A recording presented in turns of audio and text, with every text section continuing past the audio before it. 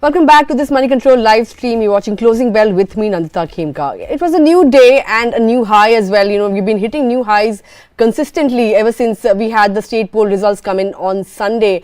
In fact, if you look at the Nifty, it is just about, less than 70 points away from that 21,000 mark. And, the broader end of the market's also fairly buoyant given the fact that the mid-cap index has also gained somewhere around 0.3% or thereabouts. Lots of sectors that weren't participating yesterday have made a comeback. So you have the likes of IT, FMCG. Those were the pockets that emerged as the top gainers today. But Nifty Bank, this index took a pause given the fact that it was weekly expiry as well. So after a 2,000-point rally over two sessions, we've seen the Nifty Bank index cool off a bit. A lot of action when it comes to the mid and small cap indices. We'll be talking about some of the gainers and losers there. But Adani group of stocks, Adani Enterprises, Adani Ports did come off days highs. But these stocks have been on a tearaway rally ever since the Supreme Court's, observations on the Hindenburg case. Plus, the fact that, BJP is set for a hat trick in the general elections in 2024. That has also aided sentiment. And we've seen some of these stocks recoup their market cap that they had seen or that was eroded since Jan 24 if you look at some of the stocks, they have given returns of somewhere around 60 to 70%, ever since the Hindenburg report came out. So Adani group of stocks, some of them, Adani Green, Adani Total, all of these shares continue to rally. Adani Total, up 20% once again. And if you look at the Nifty gainers, you had the likes of Wipro gaining 4%, ITC, L&T, TCS that was, on the losing end yesterday has made a comeback. Tata Motors, Nestle, some of the FMCG names also making a comeback today. On the losing end, you had some of the two-wheelers, which of course had a downgrade coming in from CLSA. So Eicher, Hero Moto, Bajaj Auto were all under the weather. And aside of that, Cipla, NTPC, Ultratech were some of the other losers on the Nifty. Reliance Industries managed to hit a fresh 52-week high. There was a positive report coming in from Jefferies, and the brokerage house sees a 22% upside on the stock from current levels. On the back of that, shares managed to hit a 52-week high. Aside of that, on the Nifty 500, you had loads of these Adani Group stocks, as I mentioned, and you had some of the specialty chemical stocks making a good comeback today. So the likes of Balaji Amines, were among the top gainers. In fact, even Alkyl Amines was one stock that did well. Aside of that, fertilizer stocks were doing well. So RCF, Fact, some of these stocks gained in excess of 10% or thereabouts. And HAL, the defense pack was once again active today. We saw HAL, we saw, Bharat Dynamics, we saw Bharat Electronics, all of these stocks, gaining anywhere between 5 to 10% apiece in today's session. On the losing end, you had Balrampur Chini, Canfin Homes, Triveni Engineering, GIC RE, some of these PSU insurers did see some, bit of action, but, we do see some bit of profit booking coming in once, here or there. So these were some of the stocks that were moving in trade.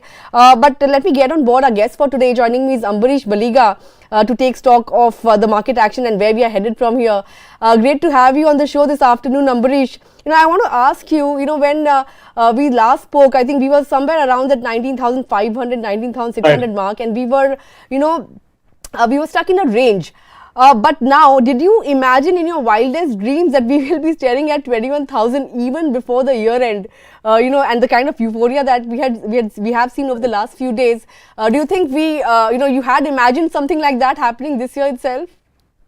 Good evening. At that point of time, clearly, we didn't expect this sort of a move. In fact, we were looking at a move closer to about 18,500 levels or slightly below that. Before some sort of stabilization, and we expected that possibly the markets should bounce back in the new year and may not be so soon. But then if you look back at that point of time, there were a couple of those red flags. We had that war which had just broken out. Then the oil prices were on the boil. Assembly elections were due. Inflation was decently high, and interest rates, we still expected that there could be one more possible hike. And now all these things are out of the window. No one is really bothered too much about the war. Election clearly was in favor of BJP, which has actually led to this move up. Oil prices are seeking lower levels. Inflation is under control. Interest rates, in fact, we are expecting it to start moving down, possibly from the first quarter of next year. So because of all this, the sentiment is extremely positive. And clearly, I think the bottom of the market has moved up. So I think closer to about 20,000 would be the bottom, and a decent amount of liquidity is flowing in. Sentiment is extremely good. And I mean, even if you see today's move in the market, I mean, we saw some amount of profit booking at those higher levels, and we corrected intraday. But then towards the close again, we saw extremely good sort of a bounce back. So I mean, clearly the sentiment is extremely positive. So I mean, 21,000 is just a matter of time, and we could actually head towards 21,500, 21,800 over the next couple of days. Right. So anything by way of risk, all these big risks, out of the way, you mentioned inflation, you mentioned the war situation.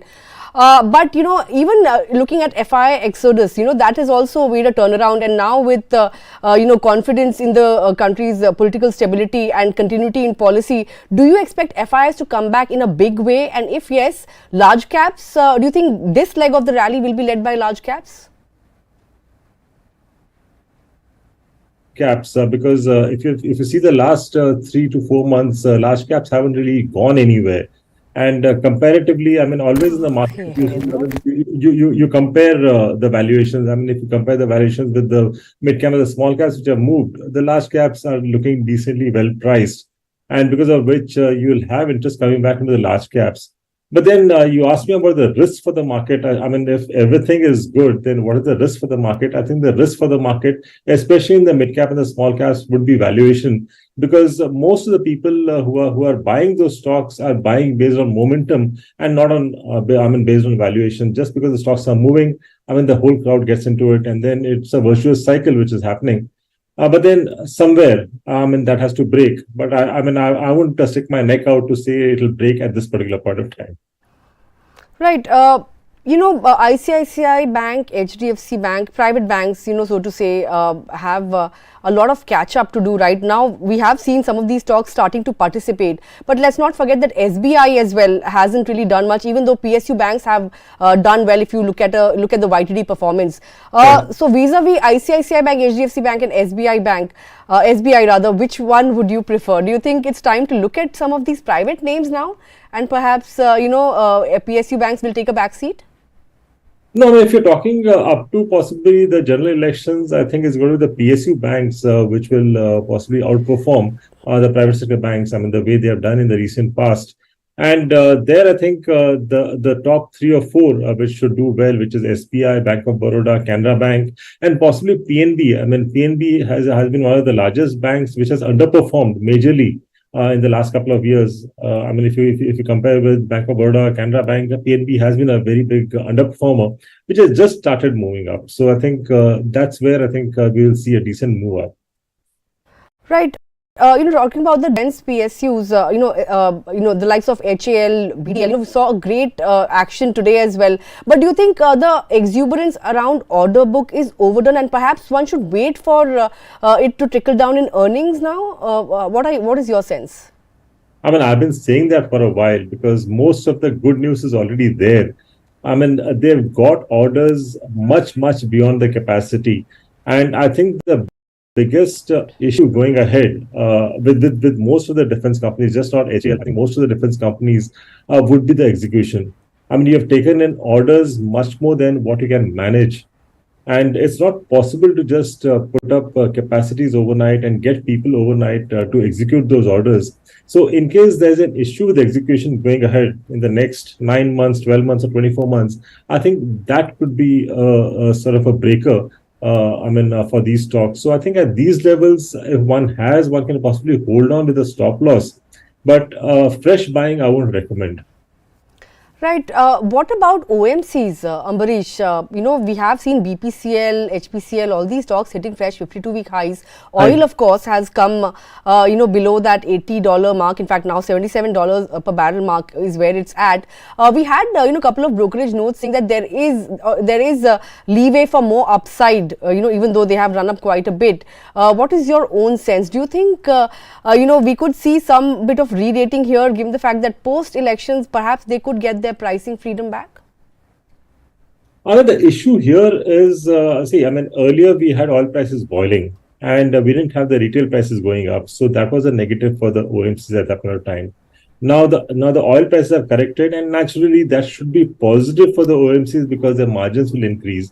But then we should remember that we have elections in the next about 5 months' time, and with the oil prices down, it's possibly an opportunity for the government to be slightly populist and ensure that the retail prices come down. I mean, if you see the last, I think it's been more than a year that the oil prices, I mean, the retail petrol and diesel prices have been stable at the same level for the last more than a year.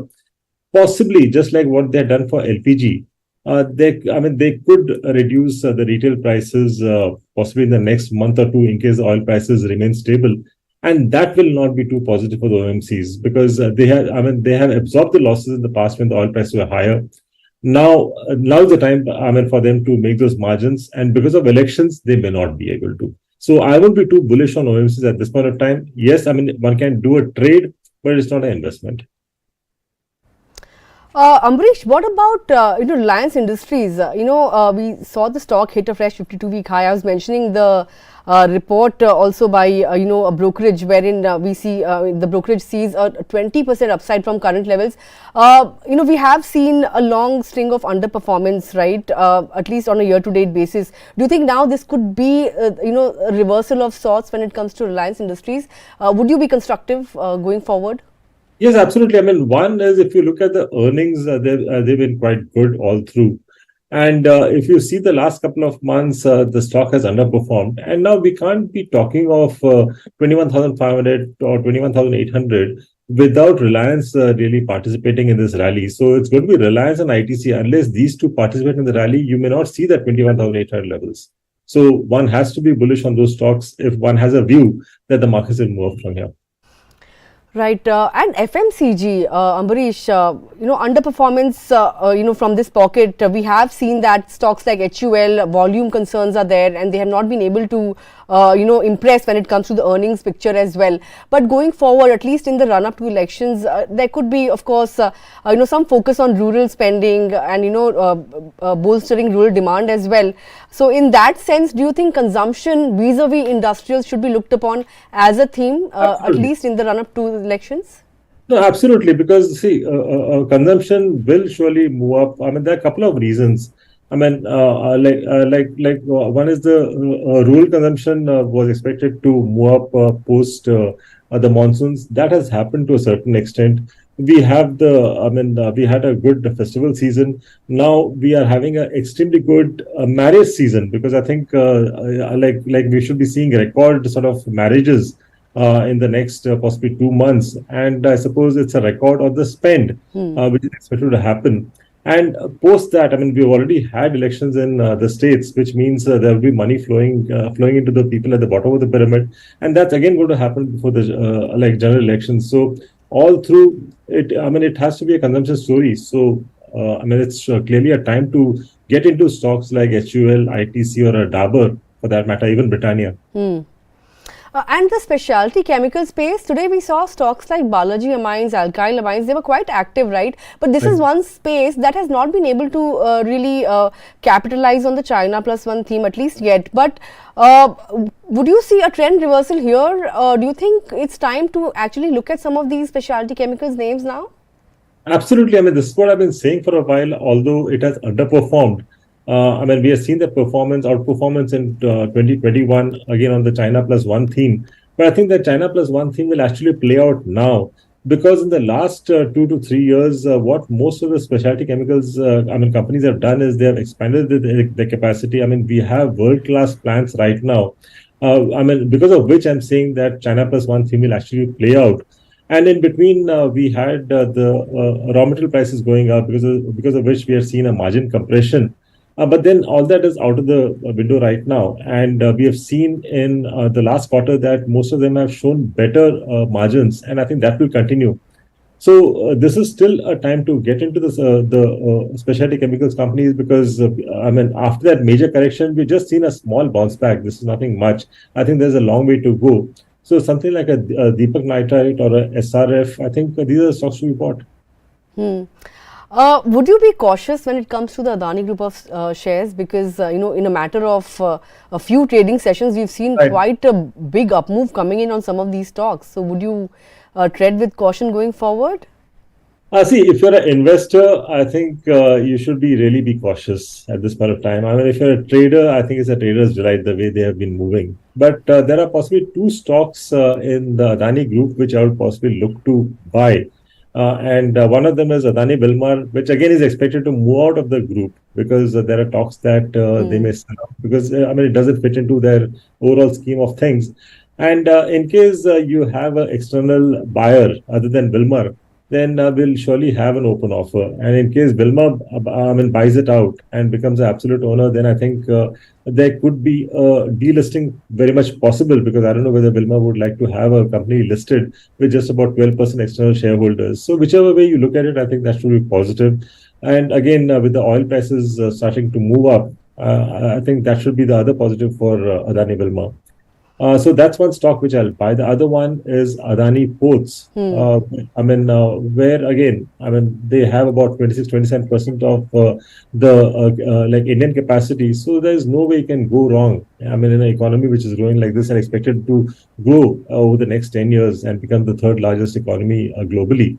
So you really can't go wrong with Adani Ports. Right, last couple of questions, Ambareesh. We've seen the two-wheeler pack, in fact, being downgraded by CLSA today. Bajaj Auto, Hero Moto, they've run up quite a bit, right? Most of the stocks perched at 52-week highs. In fact, I think we spoke about Eicher last time we spoke. Even that has managed to make a comeback, as most analysts believe that competition concerns were overstated. But given the fact that some of these stocks are still below long-term averages, do you think there's still more upside left in these stocks? Well, there could be some more upside left. Like I said, this is the wedding season, and we just have the festive season getting over. So clearly, because of which you'll still see that the two-wheeler sales will continue to increase over the next at least foreseeable 2 to 3 months. So from that point of view, one could look at buying it from a short to medium-term point of view. All right, and if I ask you about your favorite theme going into next year. Since it's year end and perhaps next 5 to 6 months before elections, if one is looking to build, a particular portfolio and, some themes that one needs to, accumulate at these levels, which one would you pick? See, one of the themes which I'm clearly playing is the specialty chemicals theme, which again, I've been suggesting people to buy that for the last 2 to 3 quarters, though it didn't move, and we are seeing that move right now. Among the other sectors which I would surely be investing is infra-related, and in that it would be cement, where in fact I see the margin increasing over the next couple of quarters. So I think that should play out extremely well. Pharma has been my evergreen sort of a theme, which I think should play decently well in 2024.